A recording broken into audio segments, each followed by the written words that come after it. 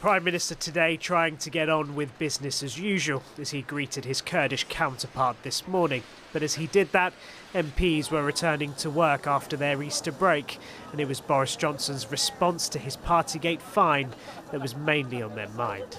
I'm listening with interest when I hear it. He knew what his rules were, he broke them, he should resign. In the Commons today, for the first time since getting his fine, the Prime Minister had to face MPs.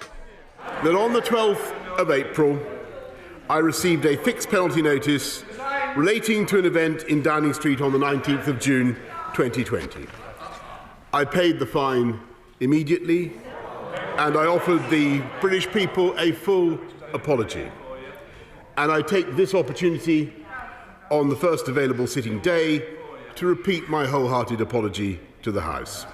Let me also say that it did not occur to me then or subsequently that a gathering in the Cabinet room just before a vital meeting on COVID strategy could amount to a breach of the rules. What a joke. Even now, as the latest mealy-mouthed apology stumbles out of one side of his mouth, a new set of deflections and distortions pour from the other. There are many decent, honourable members on the benches opposite. Today I urge them once again, remove the Prime Minister from office. Yes. And there were some, including this former Tory chief whip, who now publicly say they want to do that. I regret to say that we have a Prime Minister who broke the laws that he told the country they had to follow.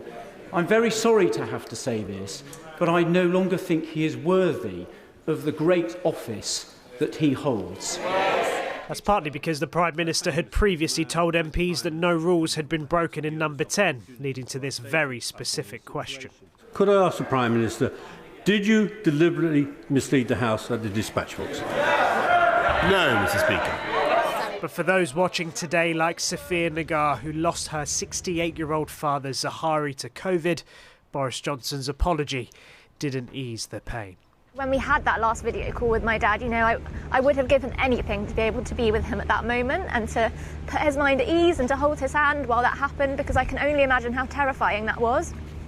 So to think that the people in this government were gathering together and celebrating at this time, celebration was really not something that was appropriate at that time. This is far from over for the Prime Minister. The police are still investigating a number of gatherings that Boris Johnson is thought to have attended, which means more fines and more pressure could follow. Shihab Khan, ITV News, Westminster.